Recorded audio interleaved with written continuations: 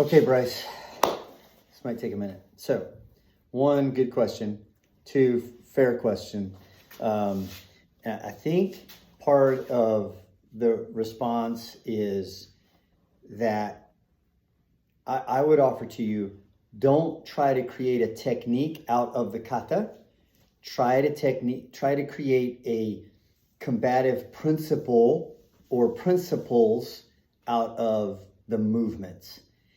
And then a whole range of options and opportunities and possibilities present themselves that are applicable in multiple different scenarios. So one, we come here and we have this, we come here and we have this thing, we go here and then we do this, right? So I see this as a number of things. One, I want to create a response that allows me to execute a technique, right?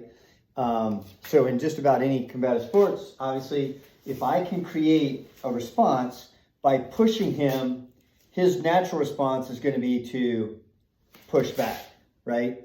So with your dummy, you're right, but as long as this is a static fight, and I come in here and I grab, if this is a static fight, if I go here, now I have to haul him up over my hip. That's right. However, if I simply isolate the principle in this technique, in this motion in the kata, I'm only going to say technique, but this motion in the kata, right? Then what I get is, if I pull, he's gonna push back. So if I pull, I get this response. If I push, I get this response. All right. So there's the principle. If I create a stimulus, what's the natural response? And then how do I use that response to my advantage? And in this case, it's a push-pull response. And you'll see this in all kinds of stuff, right? I'll see it if I push here, I'm going to push here, and then I'm going to create the opportunity to do a throw.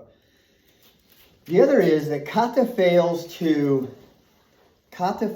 account for, and this is a limitation of kata, right? It fails to account for what the bad guy's doing, right? And so, let me back up. Principle.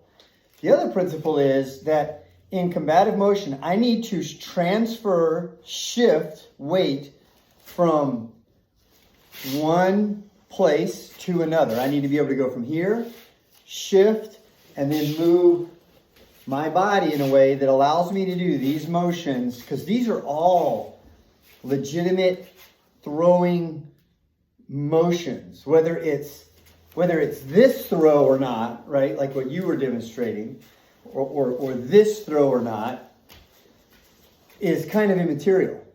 But the idea that if I'm going to throw, I have options. I can come in here, let me back up a little bit. If I can come in here, if I can get to this stance,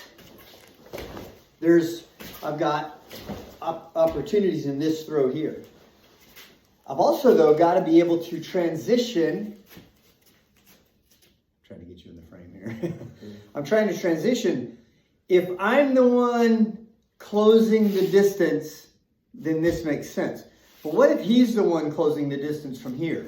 And he's coming in on me, to close, to grab me, to wrap me up or something like that. And if that's the case, then maybe we're moving back, and I need to move from here because he's closing, and I need to be able to shift from here to do this throw and then come down. If he's coming toward me, so if you came in like you were going to do, something like that, I want to be able to now step back and then in control, be able to give to that, carry his weight through, and then do the throw, right? And then I come down into this position here, which is exactly what the kata offers, okay? So back to what kata can do for us and what it doesn't do for us. One is, if I try to make a technique out of all these motions, I end up getting twisted. I can't make sense of it. What I do is I try to create, what's the principle I'm learning? Is it push, pull, create a response? Is it close the distance, right? Close the distance on my opponent before I affect the technique? Or is it open the distance and then move? The limitation of kata is that it doesn't account for what my opponent is doing. And when I begin to think about all the different things that my opponent could be doing to me, I have to be able to respond to those things in a way that allows me to one, respond in a balanced way, allows me to transfer weight from one place to the other, regardless of what he's doing. So to me, I don't look at this as a single technique. I look at the principle, whether it's here, it might just be, we're in here. Here, just go ahead and grapple it with me. It might be just, I'm going to create a push so that I can then throw it this way. Well, that's a completely different technique. Doesn't look like anything about the kata, but it uses this principle of, I'm going to get in here, I'm going to create a push pull, and then do the throw.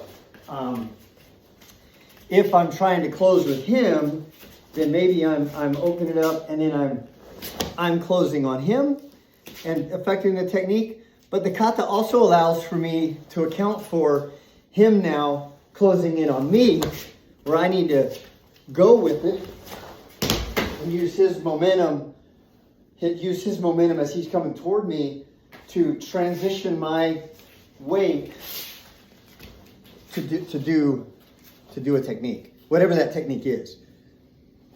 So that's the way I look at it. Tell me what you think, Bryce. I'm interested in knowing what your thoughts are on that.